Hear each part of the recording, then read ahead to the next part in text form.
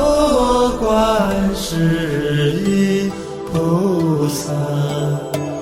南无观世音菩萨，南无观世音菩萨。